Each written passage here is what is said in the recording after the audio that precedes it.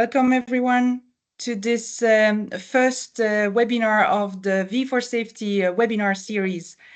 My name is Julie Castermans from Ertico ITS Europe, and I will be shortly introducing our speakers for today. I just wanted to specify some information beforehand.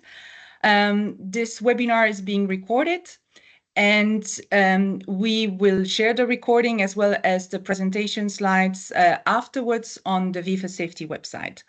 Also, please raise your questions for our speakers using the Q&A menu that you have in your interface, and we will be taking your questions after each presentation. So to our speakers for today. So first we will have Dr. Felix Varenkrug. He's an expert virtualization of integrated safety at BMW Group, and Felix will be introducing the V4SAFETY project and then presenting the framework. And then we will have Dr. Uli Sander. Uli is a senior technical leader, safety data analytics and insight at Volvo Cars, and Uli will be presenting the evaluation scope part. So now I will hand over to Felix as our first speaker. Felix, the floor is yours. Thank you, Julie, for your kind introduction, and welcome everyone. Nice that you took some time on a Friday. I mean, temperature has at least here got a bit down. I hope all for you as well, and it's not too hot. I think Uli and I are very happy that we can present to you certain parts of V4SAFETY. First, what is V4SAFETY about? So it's one European research project which was running or is running from October 22 onwards, and we will come to an end very soon in September 25. If you wonder what is the abbreviation from V4SAFETY stands for, it's Vehicle and VRU, Virtual Evaluation of Road Safety. So we are aiming basically to develop a prospective safety assessment framework that is transparent and works based on simulation. And it should allow to assess, I mean, Uli and I are both from a car manufacturer. However, we don't have only car or in-vehicle technology in mind. It should also work for infrastructure and behavioral changes as legislative changes. And in the end, we want really to increase the reliability and acceptance of simulation. This is really the core of V4SAFETY. And if you then dive a bit deeper into our objectives, so I mean, I said already, the framework to do this and to have the entire process in place is maybe the first step, and you will hear about that soon in the next slides a bit more. However, there's much more topics under these or within this framework, and this is our behavior models, this is baseline generations, this is modeling of safety measures, and also to demonstrate it in different use cases. And the project also considers projection over time, respectively extrapolation across regions. And we have a strong link in the project to the PERS initiative, as well as to the ISO working group, which is also dealing with safety assessments in retrospective as well as in prospective manner. Shortly, a bit about the project. You see the partners, and I highlighted here only the partners of Work Package 2, because this is the work package which delivers most of the content for this webinar. There's a few more partners. You see the work packages. There's a work package 1 for project management, one work package 7 for communication. This is the stuff which you certainly need for such a research project, because doing the research project is nice, but you need to talk about that and also communicate your results that others can benefit from that. And in the project, we have work package 2, which works on the framework. Work package 3, 4, and 5 are going much more into detail for certain aspects.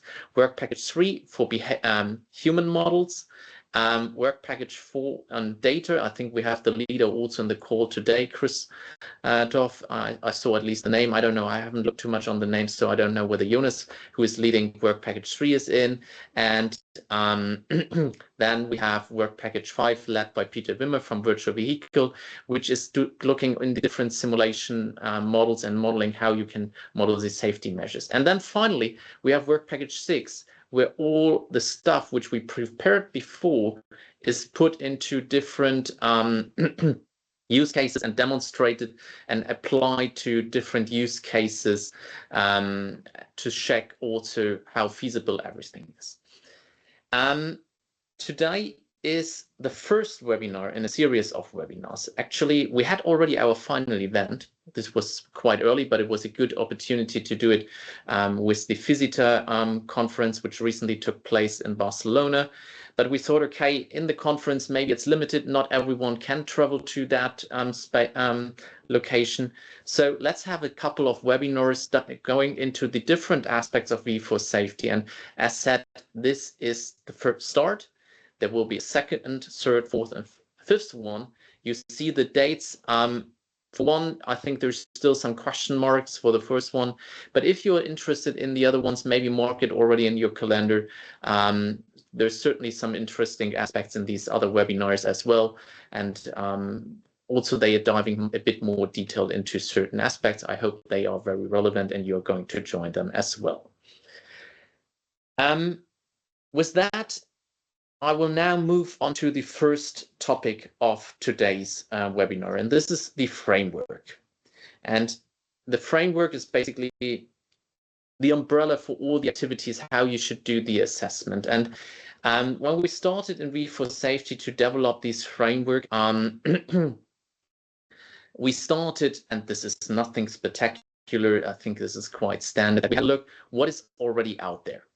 So we did a literature review. However, if you have so many experienced partners in one project, then there's easily the risk that you receive a lot of documents and everyone has to read it. And this might take a lot of time. And on the other side, your time in the project is limited. So we decided to have an approach where each partner should just nominate the 5 most relevant publications for this project to narrow down already that.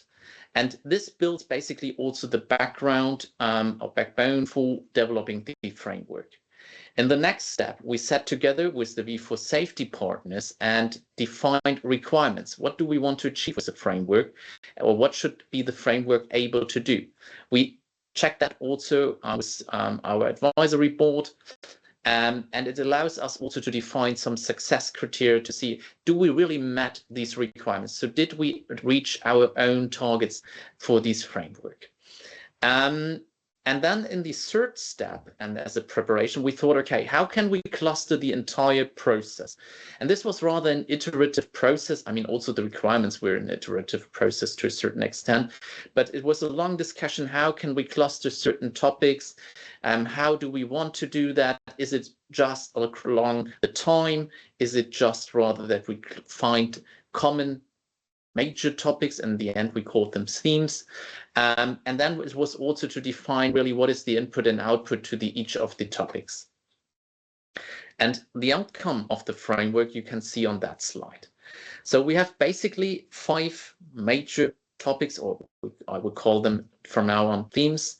This is first the general framework where we have put in topics, and each of the block is one topic then, which describe a bit more or help to understand, to describe who should use it, what are stakeholders, what kind of examples do we apply, and also how do you formulate conclusions. So these were 3 general topics which are more important to V4SAFETY. If you are applying the framework, it might be good to have a look in particular on the definitions, but in the end, if you apply it, you will focus more on the themes which are below. And this is prepare assessment, execute assessment, and analyze.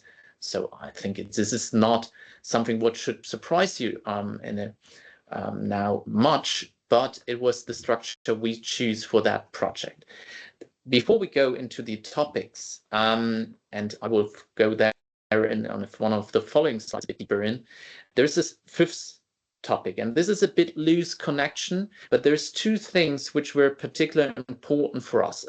If you recall the major objectives of the project, to generate trust in the simulation, then it's absolutely clear that doing validation verification of the simulation is a very key part for such virtual assessments. So therefore, this has been moved to a separate theme, and we see the validation and verification not as an activity which just happening at the end.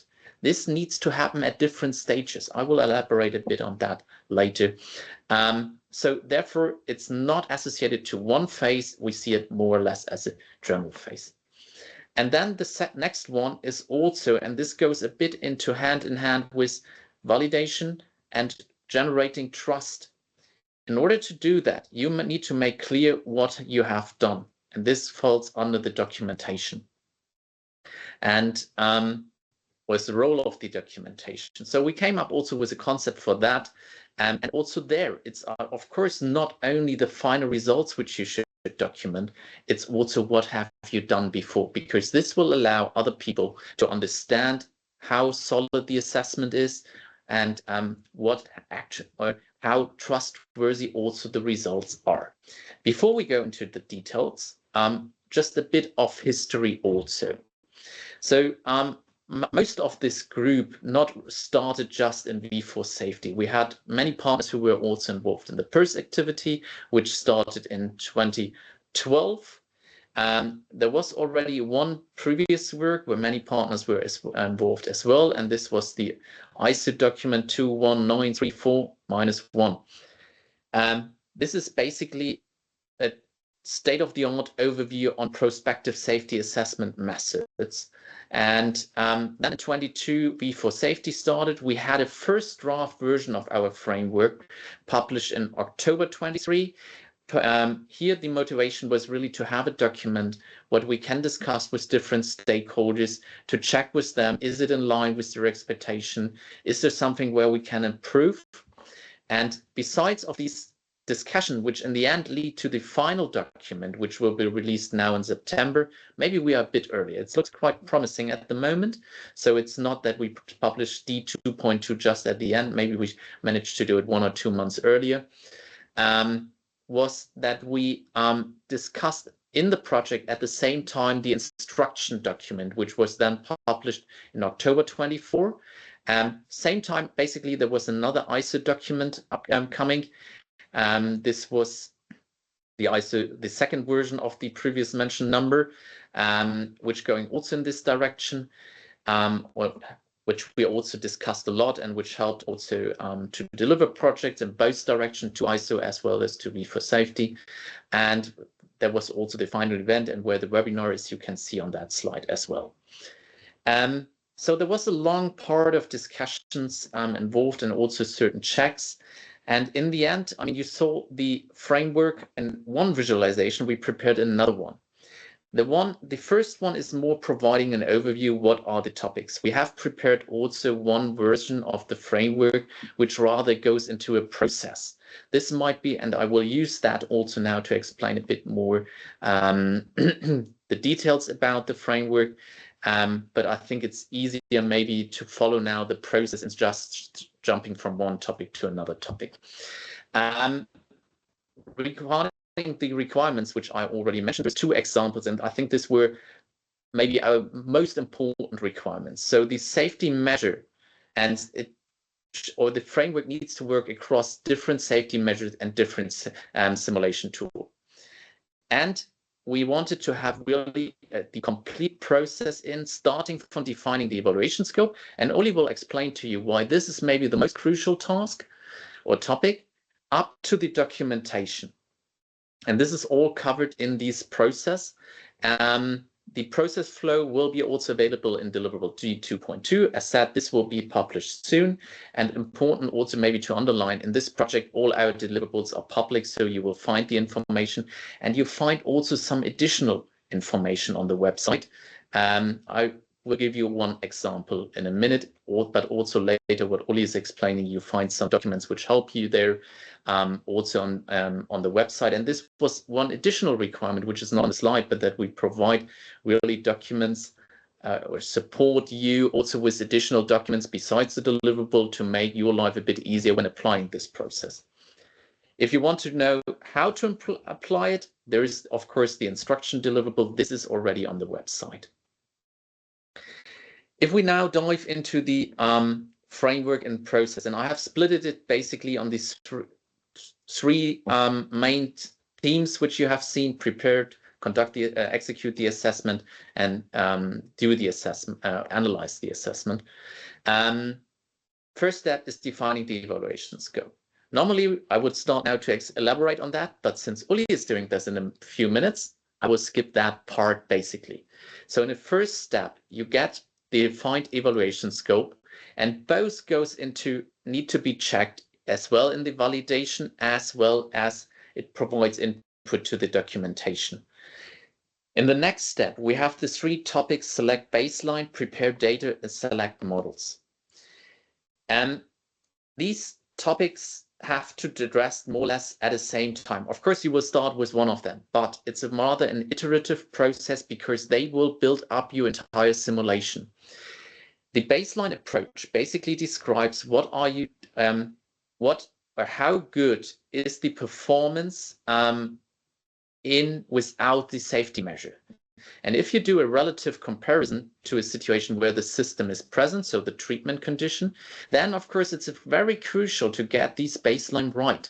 And we have defined there multiple approaches under three main approaches to describe what you can do basically. And in the second webinar, we elaborate a bit more to keep it brief for today. One is basically resimulating existing accident situations or critical driving situations. One considers a variation of these situations, and one is more going into synthetic cases. However, synthetic doesn't mean you can come up with everything you think of. It should have links to the real acts or the crash mechanisms in reality. However, it doesn't rely on particular cases. And for this work, you of course need data. And you can apply only a certain baseline approach if you have the right data. And of course you need to probably have also, according to the select baseline approach, you have certain requirements on select models. So you need also to have the right models. The deliverables where all the information can be found is also stated there. But this is the reason why you cannot only look at select baseline and say, I want to go this way. You have to look on the other topics. The same way is you can not say, I have this data and I want to use that baseline approach. This might not work, maybe. It really depends on the combination. And this is all described in the framework as well in the deliverable. If we go down to the next stage, and basically the assumption is after prepare assessment, you have described you have all things available, what you need to do the assessment. You haven't assembled them. This is what happens in configure simulation.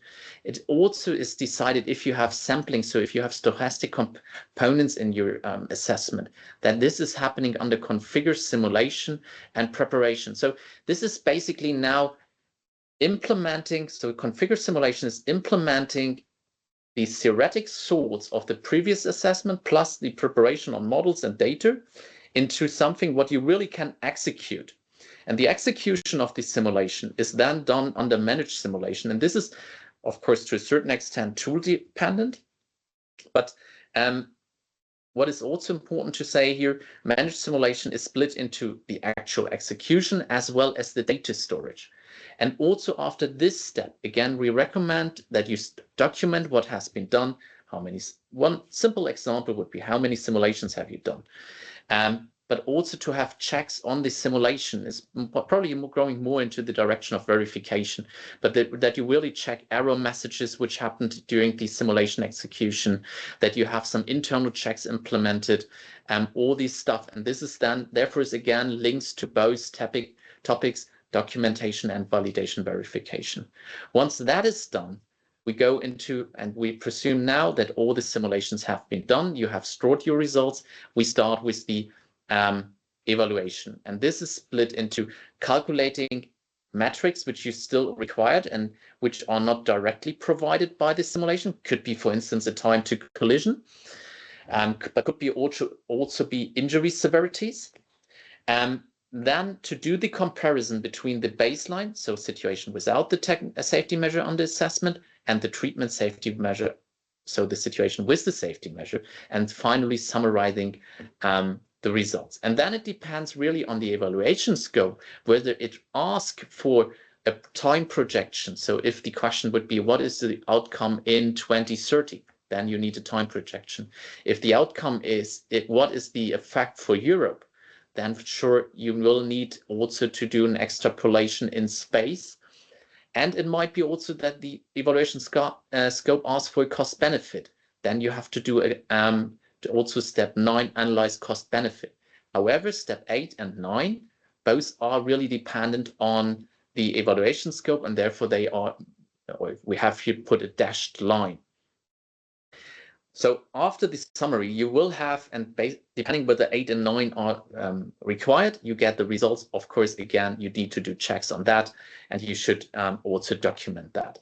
Of course, and this is what you see at the bottom, the from the validation verification, the output goes also into documentation. And if you were wondering why we have put 10 A, B, C, D, and for validation, but only 11 for documentation. The reason is that the documentation we describe as 1. However, in the validation verification in step A, B, C, D, maybe completely different aspects are asked. And with that, a short summary of the framework, and to do it in numbers. So I've pointed out the interaction between the 3 topics, baseline approach, data, and models. Overall, there's 9 different baseline approaches. You will hear about that more in the next webinar. The model selection itself are 4 steps. This will be also explained later in a webinar. For data, we have 24 instructions. We have provided but just 1 practical approach for configure and manage simulation, because there's a lot of things which really depend on the simulation tool. We can't describe it in every detail for every simulation tool. So we focus there more on the general parts or the common parts over different simulation tools. The evaluation are 3 steps: calculate, comparison, simulation, summary. We have considered a 2-day projection, so in time and space. There is also 1 cost benefit analysis template available on the website. And for the documentation, there's actually 3 approaches, and we call them 330, 300. And it roughly describes how many pages we would expect. The first would be a really short summary you might need for your executive or for your management. 30 pages is more going into a scientific paper, which we would recommend for every assessment. And the 300 pages, the full documentation. Of course, it's not...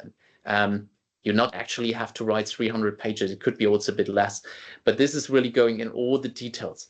Of course, not every approach is required, or not all approaches are required for 1 assessment, but this was an approach really to cluster what would we expect for different stakeholders, and also as kind of information. And we know that there is different interest, and this need to be reflected, of course, also in the documentation. And all what you've seen before depends really on the evaluation scope. Before we go there, I would give you the time or the opportunity to ask some questions.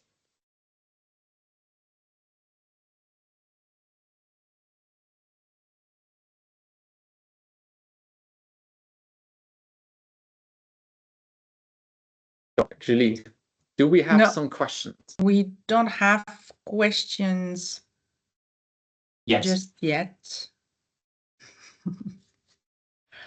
So maybe in the meantime, while people are preparing, writing their questions, you want to perhaps tell us what was the biggest challenge in the development of this framework? Yeah, so one of the larger challenges, I would say, was, I mean, 3 years always sound like a lot of time, but if I recall, just when we started, it feels like yesterday. So we had to do the development of the framework, getting the feedback, but at the same time, we had to start with also other use cases where we wanted to check that and to coordinate these type of activities in parallel and see really which information flows back, etc. This was for sure one of the challenges. And the other one, I mean, you have seen there's multiple topics. And you have really to find a way to organize and to work on these topics in parallel, because otherwise from the effort you won't finish for that. And I think it worked out quite well in the end. And I would say so it was less maybe on the content side. We had really experienced partner in the project, and this of course helps a lot. Also big thank you to all of them. But it was rather in managing these discussion, also in the working with the other work packages. You have seen work package 2 is more like an umbrella about that. These were, I think, the biggest challenges which we had here for this work package. Thank you, Felix. I don't see any other question from the audience. Maybe we go back to it. I mean, at the end of also Oli's presentation, who knows, there could still be questions for you and regarding the framework. So maybe we go to Oli first. Okay, Oli, take thank over. you, Julie. Thank you. Thank you, Felix, and also welcome from my side. Let me just take control. Okay, so I will talk about the evaluation scope, and Felix already mentioned that this is an extremely crucial part of an assessment, and we have a lot of dependencies on the evaluation scope. And just to put it in a general context, why this evaluation scope or scope of work? Imagine you building a house. I think no one will start working in a house before not having made thoughts about the description of the house. What will be size, floors, numbers of rooms, style, or other unique features? And also considering what will be stakeholders with whom I have to be in contact. Is it exterior, interior design, excavation, construction, or mechanical, electrical, and so on? And the very same is also valid if I'm doing a evaluation scope, even if it's on a much smaller scale. But it should then really formulate what are the needs and the expectations of the assessment, and also create the awareness of what are the influences on my choices, because there are a lot of choices to make. And this then resulting into making really conscious decisions and doing these decisions and agreements together with the stakeholders and have them documented for later reference and also for others to review. So how did we build an evaluation scope? We have structured the evaluation scope in, we call it maybe 5 pillars, 5 areas. The first one is define the safety measure under assessment. Second one, select the relevant scenarios. Third one, general purpose and usage of results. Fourth, you look into target region and time. And the final one, you define, establish the evaluation metrics. And as you can see here, some of them have more, most have more than one step, several steps. So that means in total, we end up with 14 steps. When all of these steps have been conducted, it becomes also very straightforward to write the research or evaluation questions. And this is all documented in deliverable 2.1.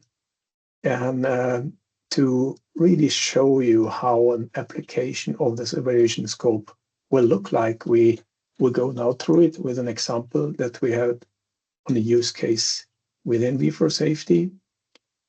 And I cannot go into the details as you have to do it because time is very limited.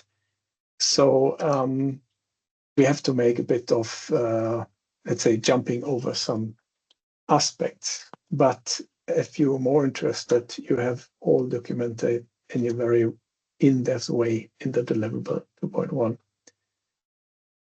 So let's take the example. And for this example, you may start with a very broad and not yet well-defined evaluation question. Understand the safety measure of automated emergency braking, forward collision warning, and bicycle-to-vehicle communication and their combinations in a car to bicyclist turning scenarios.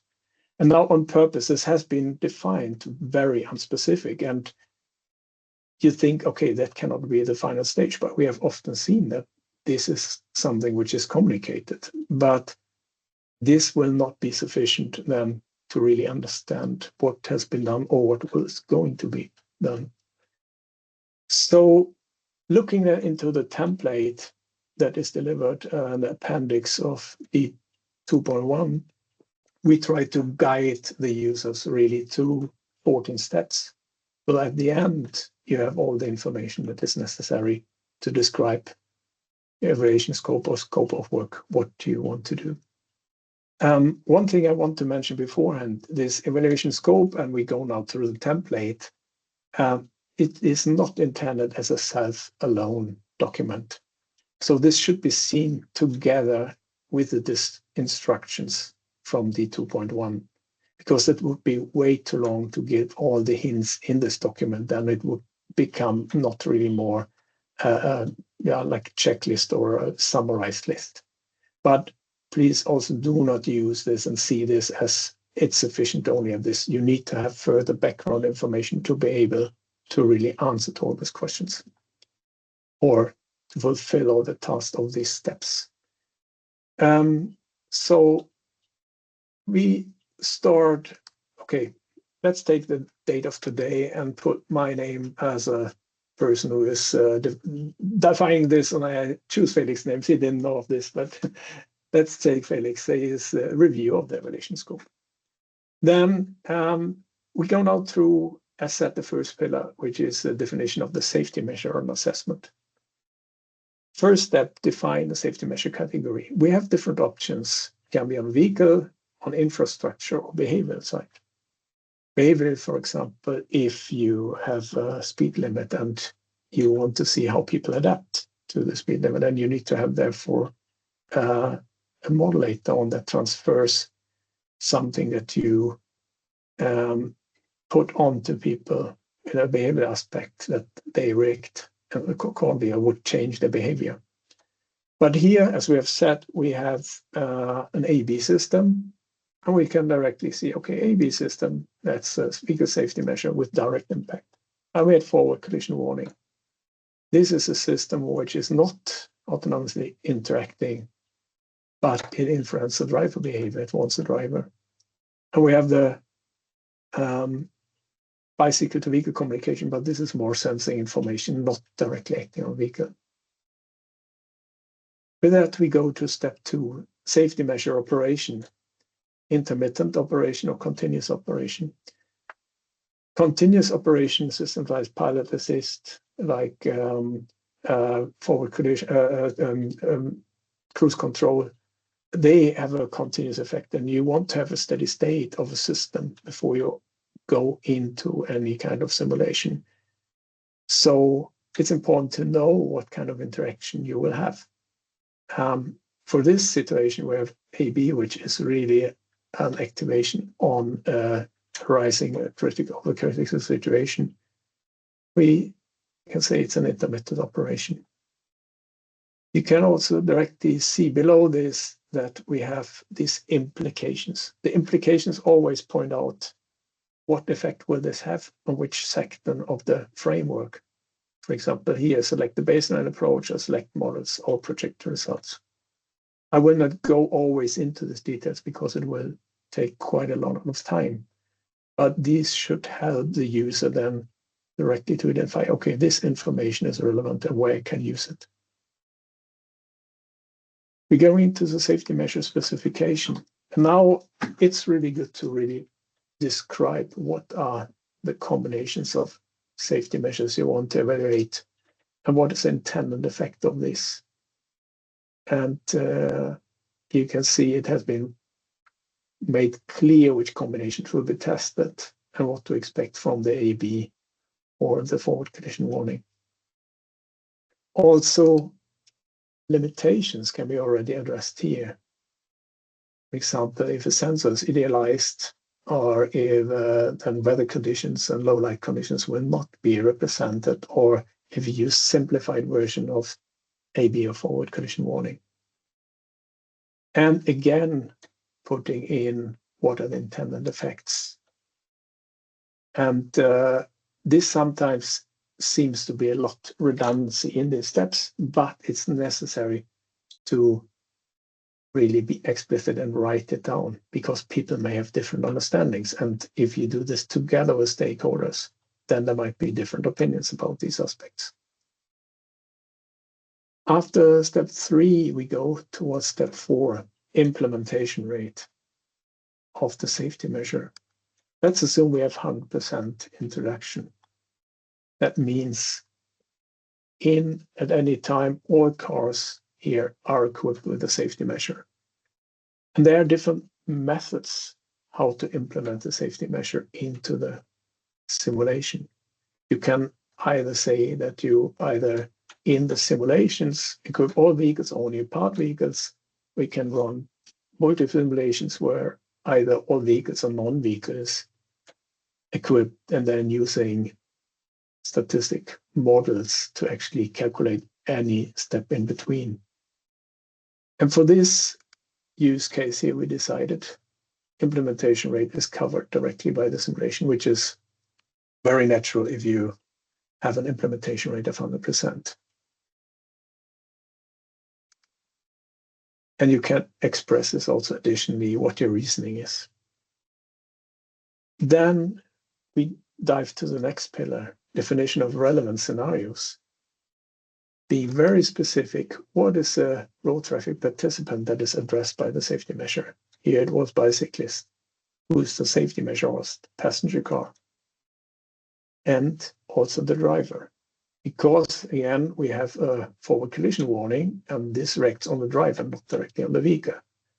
Being very specific here helps again to identify what models do I need to have later in my simulation. Road traffic participant constellations, well, it can be in different ways, either through text or through pictograms.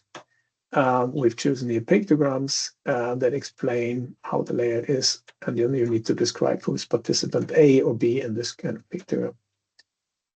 And also if there are limitations, if you see directly limitations based on the selection that you have, and maybe if you, for example, already, okay, I will have a specific field of view of a sensor and it's a turning, it might be critical, you can already write it down. Then for the scenario identification, you want to understand, are there already existing classification schemes? And this is important to communicate exactly how we have filtered for scenarios and make it reproducible for others. Here we say, yes, there's a scenario classification scheme that we've used. And for example, as the intended analysis is to use the German in-depth action study, and there is already a measure or scheme for classification of scenarios according to German Endurance Association, GDV. You can write this in there and you can refer to specific, for example, pictograms in that case. And you've seen them before, but it's not wrong to implement again. And then explicitly narrow down. And then with that, you save a lot of documentation because it's already referring to a published document where explicitly it is mentioned how it is done. If this would not be available, no scheme available that you can refer to, it needs to be maybe much more precise to really have the same understanding on how scenarios will be selected. But lucky for us in this scenario, we have something to refer to. The next step then, looking into the definition of general purpose and usage of results. Here we say internal, external usage because we have used it internally in the V4SAFETY project as a use case, but also in the communication to you and will be part of deliverable. So it will be both. And here to being aware who's the use case owner, who's the addressee, who's the stakeholder. So we have the V4SAFETY use case owner, those who have conducted the simulation, the work, preparation work, but also the partners, because it is discussed and reviewed among the partners. And now also talking to you and bring it to you. So you're also a stakeholder because it was part of the communication. And important here is how and why do you use it? Because it wouldn't help you if I use any language that, for example, is only specific to my organization or something that refers to documents that are not available to others. That's maybe okay if it's only for internal usage. But if it's external, one need to be aware of that everybody can understand and have the same prerequisites to be able to reproduce what will or has been done. Iteration type. Here we choose, it's more concept. For sure, we cannot do product validation because we need to describe how the product will look like. And in an EU project, it will be difficult or not possible to really have proprietary algorithms or any other features explained in detail. So therefore, concept evaluation. But this has a huge impact on how or what requirements you put on validation and verification. So here, focus is maybe less to have exact, accurate effectiveness predictions, but to have validation use case for the framework and being able to share with others. And for example, here, the use case was also shared in a workshop in Graz with stakeholders where they could give feedback on the framework. That 9, evaluation region. This can be any geographical, political, whatever region where you want to intend to what the data should represent. In this case, it is Germany. We have also a webinar on extrapolation later on, where we actually having the same use case, but extrapolated results from Germany to the EU. And make it very clear for which region the data should be made representative, and therefore also the simulation results. And that has, again, a huge effect on what data you select and how you have to eliminate biases to really reproduce or represent a certain area. Besides the region, also the point in time is a very relevant aspect. And we say, for this example, we use the current time. Current time may not mean, okay, right now in this moment, but maybe that what I have available as reference statistics. For example, GDAS data is not representative to Germany, so you need to investigate where biases and then use national statistics, for example, to scale or weight the data to make it representatives to German national statistics. And then you have to have a reference year. That is, for example, 2023. Because at the point in time when we did this, that was the latest available data that represents national statistics. But on the other hand, you can also have any past point in time. For example, if not making predictions, but to validate how good would you predict something that had happened in the past to be able to compare with the situation now. That you, for example, go back in time and you predict A, B, how effective would it be under circumstances years back, and then you compare to the crash data from that year. Can also be a point in time in the future or a specific time period where you maybe do an aggregation over certain years, and then per year you aggregate your effectiveness results so that you know they will have changes from year to year. It's maybe not linear, and then you still can make an assessment of the whole time period. And again, this is very important that it depends on what data you have and how and what projection methods you will use. Then the exposure changes. These are something that may be optional and not really necessary to describe. So you can make it easy, as we had here, and you say no exposure changes. That means you can have on different level exposure changes. For example, road user related, that means aging population of drivers or whatever road users. You can have changes related to vehicle exposure, that you will have changes in the mass and size of vehicles. You just assume you have 100% battery electric vehicles, and that may have certain effects. You can also have environmental changes. If you assume there will be different segregation of different types of road user, you will have different intersection designs and so on. But also the interaction between these. For example, if you have environment vehicle related, that could be the coefficient of friction, assuming that you have now much better asphalt or whatever material on the road that allows, independent of rain or whatever, that you have constantly high road friction. So these are often then relevant when you do want to do what-if analysis, or you want to project much more in the future and you go beyond the range of what you maybe can cover with your current data that you have collected from the field. And now we are at the last pillar. The last pillar is on the definition of evaluation metrics.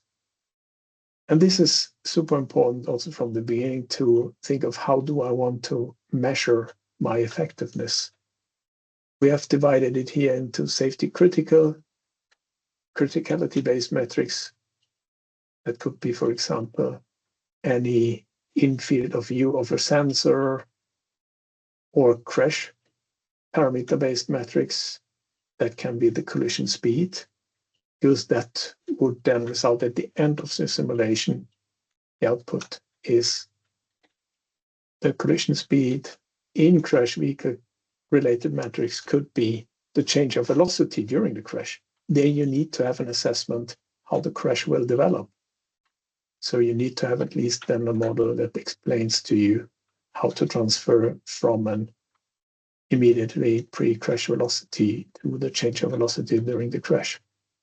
It can be also related to in-crash road furniture, or to injury metrics, like you have a certain injury severity with the usage of injurious functions. Here we have chosen two crash parameter-based metrics: crash avoidance, percentage of avoidance vehicles, and crash mitigation, percentage of non-avoided crashes with the impact speed, where the impact speed is reduced. And again, it's important that the wording that is used is also explained, so that there's clarity on what does it mean. There's one additional step that looks into the feasibility of metrics. So listing them again and asking, can they be derived directly from the simulation results? But is there any further post-processing necessary, which helps you to understand, do I need to have certain more models? In that case, it is possible to derive them directly from the simulation. If there would be, for example, an injury assessment, then one need to have post-processing. And the last and final step is evaluation metrics accuracy. In our example, we had not chosen, and it's maybe also not most common, but it can be relevant to beforehand to specify what accuracy you want to have, especially if you expect very small change or very small effects. Then maybe it will directly have an effect on, you need to have much higher sample sizes that allows you to detect smaller differences. So when these 14 steps are agreed with the stakeholders and then also documented, then it becomes much easier to also be very specific in the evaluation question. For example, the previous very broad evaluation question can be refined into, for decision on most promising safety measure concept, what is the percentage of avoided and mitigated crashes in a car turning right, basically straight in the same direction scenario with AB plus FCW, and FCW plus bicycle-to-vehicle communication implemented to all cars in Germany in 2023. You see all the different aspects, all the pillars are covered, and it becomes much more precise. And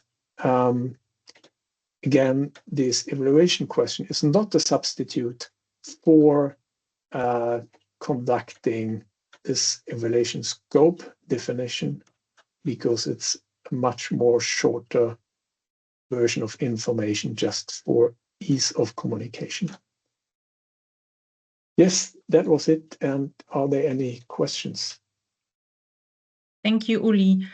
I don't see any immediate question. I think people are digesting the information, and while we let them think about perhaps questions, maybe you can explain, I mean, there seems to be some redundancy between the different steps, and maybe you can explain if and why it's necessary to go through all of them. Yes, that's true. So it's the evaluation scope template is kept agnostic of any measures or systems or any other frames. So it should be applicable to all different purposes where also the framework is applicable for.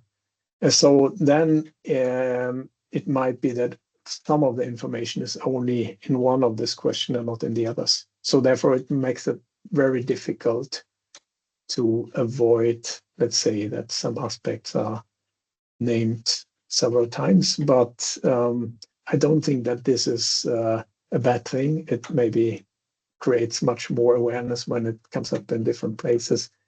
And it is then also very clear for the documentation because it answers these very specific steps that have been formulated.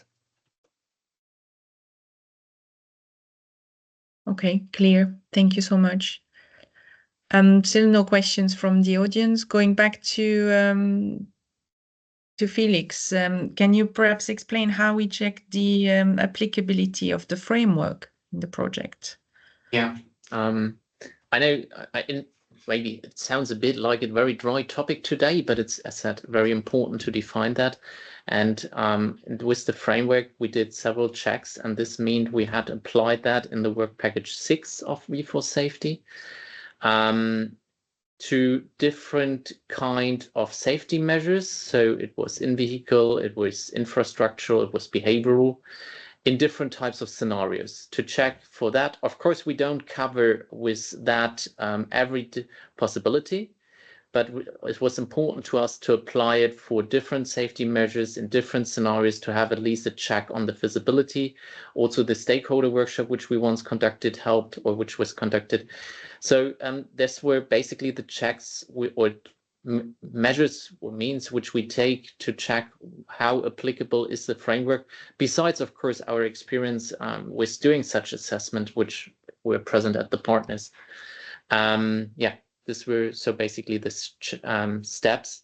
And I just, as said before, also to the Uli's question, I mean, the redundancy maybe helps also sometimes to identify for another topic the small detail which is needed. And as Uli has pointed out, it should be discussed with the stakeholders. And also this redundancy really should help to identify all these aspects also in the discussion with the stakeholders. Maybe to add on that. Thank you so much. We've come to the end of this webinar. I don't see more question pouring, but if I'm not mistaken, participants can also find in your presentation your contact information if, further on they have questions, they can contact you. As you presented earlier, the next webinar on baseline approaches and comparison will take place on the 29th of July. The registration details will soon be published on the website. So we'll hope you can join us then. And I just have to then thank you, our two speakers for today, for their time and expertise. And thank you all the participants for staying with us. And we hope to see you next time. Thank you all. Have a good afternoon. And a nice weekend. Absolutely. Thank you. Bye.